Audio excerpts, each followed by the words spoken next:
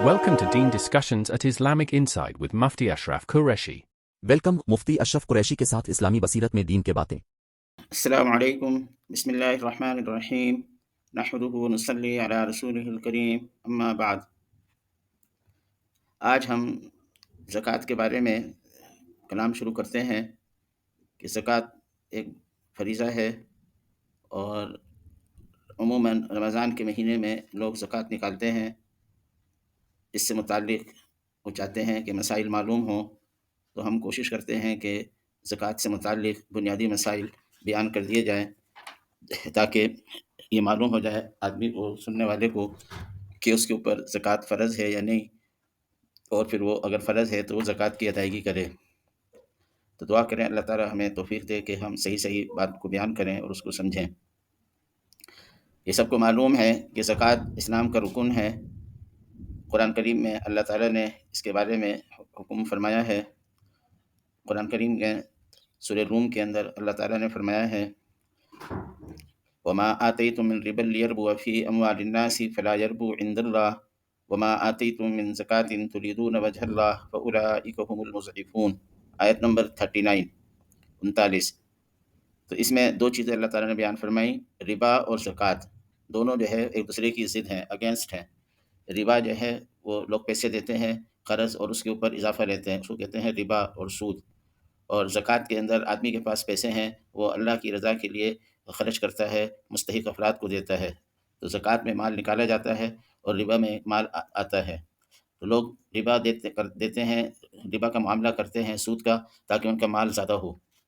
تو اللہ تعالیٰ نے فرمایا کہ جو لوگ، یعنی اللہ تعالیٰ کے فرمان کا مفہوم یہ ہے کہ جو لوگ ربا کا معاملہ کرتے ہیں تاکہ ان کا مال بڑھے، تو وہ اللہ کے نزدیک نہیں بڑھتا، اور جو لوگ زکوٰۃ دیتے ہیں تو اللہ تعالیٰ ان کے مال کو بڑھاتے ہیں۔ اور سورہ بقرہ کے اندر اللہ نے فرمایا، یمحق اللہ الربا ویربی الصدقات، کہ اللہ تعالیٰ ربا کو مٹاتے ہیں اور صدقات کو بڑھاتے ہیں۔ یہ بھی جو ہے ایک ایمانی حکم ہے اور ایمان کی کسوٹی ہے، کہ ظاہر کے اعتبار سے تو ربا کے ذریعے مال آتا ہے اور زکوٰۃ اور صدقہ میں مال جاتا ہے، تو ربا میں مال بڑھتا ہے اور زکوٰۃ میں مال گھٹتا ہے، ظاہر کے اعتبار سے یہ ہے۔ لیکن اللہ فرما رہے ہیں کہ نہیں، ربا سے مال گھٹتا ہے اور زکوٰۃ سے مال بڑھتا ہے، تو اس کے اوپر ہمیں یقین کرنا چاہیے، اسی کو کہتے ہیں ایمان بالغیب۔ اور اسی طرح اللہ تعالیٰ نے قرآن کریم میں مختلف جگہ پر اللہ کے لیے خرچ کرنے کی بڑی فضیلت بیان فرمائی ہے۔ مثلا سورہ بقرہ کے اندر ہے آیت نمبر 262، مثل الذین ينفقون اموالهم فی سبیل اللہ کمثل حبۃ انبتت 7 سنابل فی کل سنبلۃ 100 حبۃ واللہ یضاعف لمن یشاء واللہ واسع علیم۔ تو اس کا مفہوم یہ ہے، اللہ تعالیٰ نے اس کو تمثیل سے، کہ زکوٰۃ کس طرح بڑھتی ہے، اس کو مثال سے بیان فرمایا ہے، کہ جو لوگ اللہ کے راستے میں خرچ کرتے ہیں تو ان کے مال کس طرح بڑھتا ہے، اس میں اضافہ کیسا ہوتا ہے۔ جیسے کمثل حبۃ انبتت 7، کہ ایک بیج سے جو ہے وہ 7 بالیں نکلیں، اور ہر بالی کے اندر 100 دانے ہوں، تو یہ کل جو ہے 700 دانے ہو گئے، کہ ایک دانے سے 700 دانے حاصل ہوتے ہیں۔ اس طرح کہ ہم دیکھتے بھی ہیں کہ کاشتکار جو ہے وہ ایک بیج ڈالتا ہے اور اس ایک بیج کے بدلے میں کئی بیج اس کو حاصل ہوتے ہیں، اضافہ حاصل ہوتا ہے۔ تو اسی طرح یہاں پر جو آدمی زکوٰۃ اور صدقہ کرتا ہے، اگر 1 روپیہ صدقہ کر رہا ہے تو آخرت کے اعتبار سے اس کو بہت زیادہ یعنی ثواب ملے گا۔ ایک درجہ تو یہ ہے 700 گنا۔ پھر آگے اللہ نے فرمایا ہے، واللہ یضاعف لمن یشاء، کہ اللہ تعالیٰ جس کے لیے چاہتے ہیں اس کو دوچن کر دیتے ہیں۔ تو اس لیے اللہ کے راستے میں خرچ کرنے کی بڑی فضیلت ہے، ہمیں اس کا اہتمام کرنا چاہیے، فکر کرنی چاہیے، اور اللہ کے راستے میں خرچ کرنا چاہیے۔ خرچ کی 2 قسمیں ہیں، ایک خرچ ہے وہ یعنی اگر کریں گے تو ثواب ہے، نہ کریں گے تو گناہ نہیں ہے، اس کو کہتے ہیں صدقہ کرنا اور خیرات کرنا، یہ ہمارے یہاں مشہور ہے لفظ صدقہ اور خیرات۔ اور ایک خرچ جو ہے وہ واجب ہے، ضروری ہے، اس کو زکوٰۃ اور واجب صدقہ کہتے ہیں۔ تو ان میں واجب صدقات میں سے زکوٰۃ ہے، صدقہ فطر ہے، اگر نظر مان لی ہے تو نظر ہے، وغیرہ مختلف اقسام ہیں۔ آج ہم جو بات کرنا شروع کر رہے ہیں وہ زکوٰۃ سے متعلق شروع کر رہے ہیں۔ تو زکوٰۃ جو ہے یہ اسلام کا رکن ہے، اور سن 2 ہجری میں اس کی فرضیت ہوئی تھی۔ مکہ ہجرت کے بعد، مکہ آنے کے بعد سن 2 ہجری میں اس کی فرضیت ہوئی، اگرچہ زکوٰۃ کے بارے میں علم پہلے سے تھا۔ قرآن کریم کی جو مکی آیات ہیں ان کے اندر بھی زکوٰۃ سے متعلق آیات موجود ہیں، لیکن فرض جو ہے وہ سن 2 ہجری میں ہجرت کے بعد زکوٰۃ فرض ہوئی ہے۔ تو فضیلت تو ہم نے سن لی، اور اس کے اوپر وعید بھی ہے کہ اگر کسی پر زکوٰۃ فرض ہو جائے اور وہ زکوٰۃ ادا نہ کرے تو اس کے لیے سخت وعید ہے۔ مثلا قرآن کریم میں اللہ تعالیٰ نے فرمایا سورہ آل عمران میں، سورہ توبہ میں ہے، والذین یکنزون الذهب والفضة ولا ينفقونها في سبیل اللہ فبشرهم بعذاب علیم، کہ جو لوگ سونے اور چاندی کو ذخیرہ کر کے جمع کرتے ہیں، ولا ينفقونها في سبیل اللہ، اور اللہ کے راستے میں اس کو خرچ نہیں کرتے، فبشرهم بعذاب علیم، تو ان کو دردناک عذاب کی بشارت دے دو۔ تو لفظ بشارت یہاں پر تخیر کے لیے استعمال ہوا ہے۔ اور یوم یحمى علیہا فی نار جہنم، کہ اس دن کے بارے میں ان کو بتلا دیا جائے، اور اس دن کو یاد کرو کہ جس میں یہ جو سونا اور چاندی ہے اس کو ڈھالا جائے گا، اور اس طرح سلاخیں ہوتی ہیں، آگ کی سلاخیں بنایا جائے گا، اور پھر اس کے ذریعے ان سلاخوں سے جسم کو داغا جائے گا۔ تو یہ سخت وعید ہے۔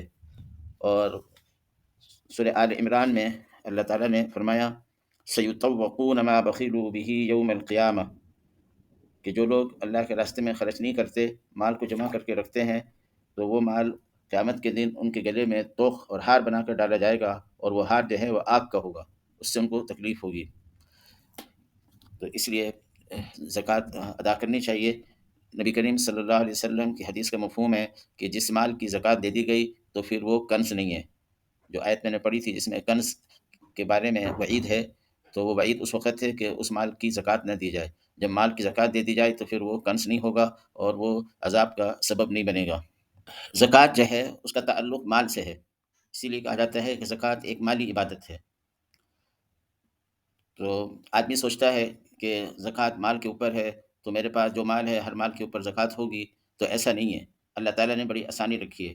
ویسے تو جو کچھ انسان کے پاس مال آتا ہے وہ سب اللہ تعالیٰ کی طرف سے آتا ہے، اور اسی لیے اللہ تعالیٰ نے شروع میں فرمایا، سورہ بقرہ جب شروع ہوتی ہے، الف لام میم ذالک الکتاب لا ریب فیہ ھدی للمتقین الذین یؤمنون بالغیب ویقیمون الصلاة ومما رزقناہم ینفقون۔ تو اللہ نے فرمایا وَمِمَّا رَزَقْنَاهُمْ يُنْفِقُونَ، کہ جو کچھ ہم نے ان کو دیا ہے۔ یہ نہیں کہ انسان بولے کہ میری قوت سے، صلاحیت سے مال مجھے حاصل ہوا ہے، بلکہ جو کچھ بھی اس کو حاصل ہوا ہے وہ اللہ کے حکم سے، اللہ کی قدرت سے اور اللہ کے فضل سے اس کو حاصل ہوا ہے، اور اس میں سے اللہ نے فرمایا وَمِمَّا، اس میں سے خرچ کرو۔ یہ نہیں فرمایا کہ سب کچھ خرچ کر دو۔ تو یہ بھی اللہ کا فضل ہے کہ اس نے جو ہے ہمارے لیے مال باقی رکھنے کی اجازت دے دی، کہ اپنی ضرورت کے بقدر مال باقی رکھ سکتے ہیں۔ اس لیے زکوٰۃ کے احکام کے اعتبار سے مال کی 3 قسمیں ہیں۔ ایک قسم ہے مال ضرورت، کہ میں نے کہا نا کہ ہر مال کے اوپر زکوٰۃ نہیں ہے، تو سب سے پہلے ہے مال ضرورت۔ تو مال ضرورت وہ مال ہے کہ جو انسان کی دنیا میں رہنے کے لیے، انسان کے دنیا میں رہنے کے لیے ضروری ہے، اس کے بغیر وہ گزارا نہیں کر سکتا۔ تو کھانا پینا، لباس، مکان، رہائش اور دوسری ضروریات کی چیزیں، اور کمانے کے اسباب، اگر دکان ہے تو دکان، اگر وہ کوئی پروفیشنل ہے، کاریگر ہے تو اس کے آلات، اور سواری کے یعنی جس طرح کہ آج کل کار ہے، اسکوٹر ہے، بائک ہے، یہ سواری، تو سواری بھی انسان کی ضرورت ہے۔ اور کپڑے موسم کے لحاظ سے، سردی کے کپڑے، گرمی کے کپڑے، مختلف ضروریات کے لیے، ضروریات کے اعتبار سے لباس، اور گھر کا سامان، اور آج کل جو ہے یہ موبائل فون آ گیا ہے، اس کی بھی ضرورت رہتی ہے، تو یہ بھی مال ضرورت میں سے ہے۔ تو اس طرح ہر وہ چیز جس کے بغیر انسان کی زندگی مشکل ہو اور عرف عام میں اس کا رواج ہو چکا ہو، وہ مال ضرورت ہے، اور اس کے اوپر زکوٰۃ نہیں ہے، یعنی وہ کسی گنتی میں نہیں ہے، یعنی زکوٰۃ کے احکام اس طرف متعلق ہی نہیں ہوں گے، متوجہ ہی نہیں ہوں گے، اور اس کی وجہ سے آدمی کو شرعی اعتبار سے مالدار نہیں کہیں گے۔ جس طرح کہ حکومتیں ٹیکس لگاتی ہیں تو ان کے پاس بھی درجات ہوتے ہیں کہ کس کے اوپر ٹیکس لگانا ہے، کس کے اوپر ٹیکس نہیں لگانا، تو وہ لوگ جو ہے ایک معیار مقرر کرتے ہیں کہ جو لوگ اس معیار سے نیچے ہیں تو ان کے اوپر ٹیکس نہیں ہے، اور جو لوگ اس معیار سے اوپر ہیں تو ان کے اوپر ٹیکس ہے۔ تو شریعت میں اس طرح کی بات ہے کہ کچھ مال ایسا ہے کہ جس کے اوپر بالکل زکوٰۃ کا کوئی حکم متعلق نہیں ہے، اس کو کہتے ہیں مال ضرورت، چاہے وہ مال ضرورت مالیت کے اعتبار سے کافی زیادہ ہو، کافی مہنگا ہو جائے، لیکن جب وہ مال ضرورت ہے تو اس کے اوپر زکوٰۃ سے متعلق کوئی حکم متعلق نہیں ہوگا۔ دوسرا مال ہے ضرورت سے زائد مال، دوسری قسم مال کی ہے ضرورت سے زائد مال۔ ضرورت سے زائد مال یہ ہے کہ آدمی کے پاس مال ہے اور اس کی ضرورت نہیں ہے اسے، لیکن اسے اپنے ملکیت میں رکھا ہوا ہے۔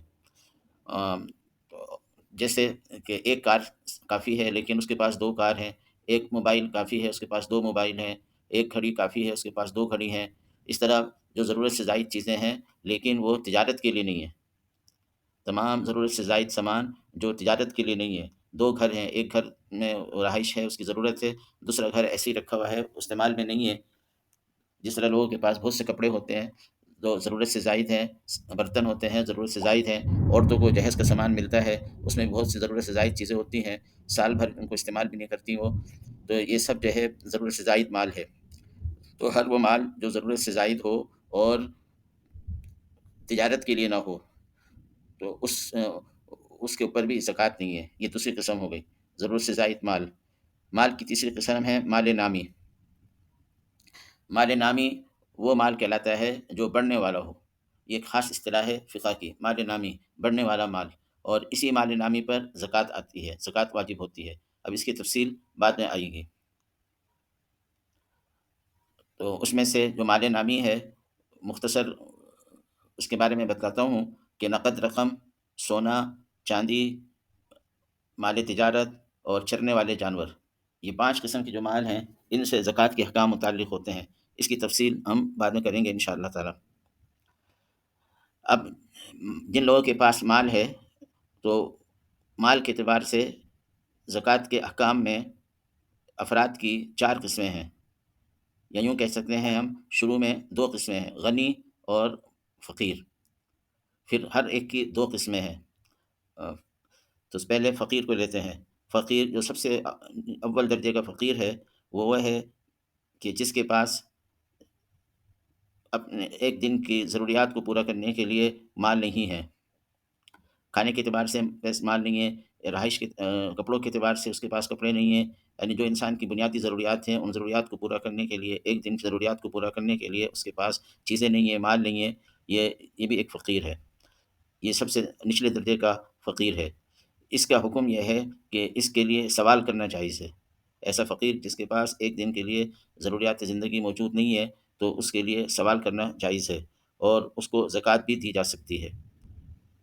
دوسرے نمبر کا فقیر وہ ہے کہ جس کے پاس 1-2 دن کے لیے مال موجود ہے اور وہ کسی کا محتاج نہیں ہے، اس کے پاس مال موجود ہے لیکن ضرورت سے زائد مال نصاب سے کم ہے، اس کے پاس اپنی ضروریات کو پورا کرنے کے لیے مال موجود ہے لیکن جو مال اس کے پاس ہے ضرورت سے زائد مال وہ نصاب سے کم ہے، نصاب کی تشریح بعد میں آئے گی انشاءاللہ، تو نصاب سے کم ہے تو یہ شخص بھی فقیر کہلاتا ہے، لیکن اس کا حکم یہ ہے کہ اس کے لیے سوال کرنا جائز نہیں ہے، اس لیے کہ اس کے پاس مال موجود ہے 1-2 دن کی ضروریات کو پورا کرنے کے لیے، تو سوال کرنا جائز نہیں ہے، لیکن اگر کوئی شخص اس کو زکوٰۃ دے تو اس کی زکوٰۃ ادا ہو جائے گی، اگر کوئی شخص اس کو زکوٰۃ دے تو اس کی زکوٰۃ ادا ہو جائے گی۔ تو یہ 2 قسم کے فقیر ہو گئے، ایک فقیر ایسا جس کے لیے سوال کرنا جائز اور اس کو زکوٰۃ بھی دے سکتے ہیں، دوسرا فقیر وہ ہے جس کے لیے سوال کرنا جائز نہیں ہے اور اس کو زکوٰۃ دے سکتے ہیں۔ اب ہے غنی، مالدار، رچ پرسن۔ تو مالدار اور رچ پرسن کون سا ہے؟ تو اس کے اندر بھی 2 قسمیں ہیں، شرعی اعتبار سے، شرعی احکام کے اعتبار سے، زکوٰۃ کے احکام کے اعتبار سے غنی کی 2 قسمیں ہیں۔ پہلا نمبر غنی وہ ہے جس کے لیے زکوٰۃ لینا جائز نہیں ہے لیکن اس کے اوپر زکوٰۃ واجب نہیں ہے، یعنی زکوٰۃ اگر اس کو دی جائے تو زکوٰۃ ادا نہیں ہوگی، لیکن اس کے پاس جو کچھ مال ہے اس کی زکوٰۃ اس پر واجب نہیں ہے، تو یہ پہلے نمبر کا غنی ہے۔ اور یہ وہ غنی ہے جس کے پاس ضرورت سے زائد مال نصاب کے برابر یا اس سے زائد ہے، ضرورت سے زائد مال نصاب کے برابر یا اس سے زائد ہے، کہ مثلا کسی کے پاس 2 کار ہیں تو ایک کار تو ضرورت ہے، دوسری کار ضرورت نہیں ہے، اور کار کی قیمت تو نصاب سے کافی زیادہ ہوتی ہے، تو ایسا شخص جو ہے اس کو زکوٰۃ نہیں دے سکتے، زکوٰۃ اس کو اگر کسی نے زکوٰۃ دی تو زکوٰۃ اس کی ادا نہیں ہوگی، لیکن اس کے اوپر جو زائد کار ہے اس کی زکوٰۃ واجب نہیں ہے۔ اچھی طرح فرق سمجھنا چاہیے کہ ایسا غنی جس کو زکوٰۃ نہیں دے سکتے لیکن اس کے اوپر زکوٰۃ واجب نہیں ہے تو وہ غنی ہے کہ جس کے پاس ضرورت سے زائد مال نصاب کے برابر یا اس سے زیادہ ہو ویلیو میں. لیکن زکوٰۃ تو واجب نہیں ہے، لیکن ان کے اوپر قربانی واجب ہے اگر قربانی کے زمانے میں اتنا مال اس کے پاس موجود ہے، اور صدقہ فطر واجب ہے اپنی طرف سے اور اپنی نابالغ اولاد کی طرف سے، جو شخص اس قسم کا غنی ہو. تو یہ 2 حکم اس کے اوپر واجب ہو جائیں گے، قربانی اور صدقہ فطر. دوسرا غنی جو ہائی غنی ہے شریعت اعتبار سے، جس کے اوپر زکوٰۃ کا حکم متعلق ہو رہا ہے، یہ وہ غنی ہے جس کے پاس مال نامی نصاب کے برابر موجود ہے، جس کے پاس مال نامی نصاب کے برابر موجود ہے. تو ایسا شخص جو ہے اس کے اوپر زکوٰۃ واجب ہے، لیکن اس میں کچھ تفصیل ہے، اس کو انشاءاللہ بعد میں بیان کریں گے. آج کا سیشن جو ہے وہ ان بنیادی امور کو بیان کرنے کے لیے تھا کہ زکوٰۃ کا تعارف ہو جائے اور زکوٰۃ کے بارے میں ابتدائی باتیں ہمیں معلوم ہو جائیں. تو امید ہے کہ یہ تمام باتیں آپ لوگ سمجھ گئے ہوں گے، اور انشاءاللہ تعالیٰ اس سے ہمیں فائدہ ہوگا. وآخر دعوانا الحمد للہ رب العالمین. Remember to like, share and subscribe.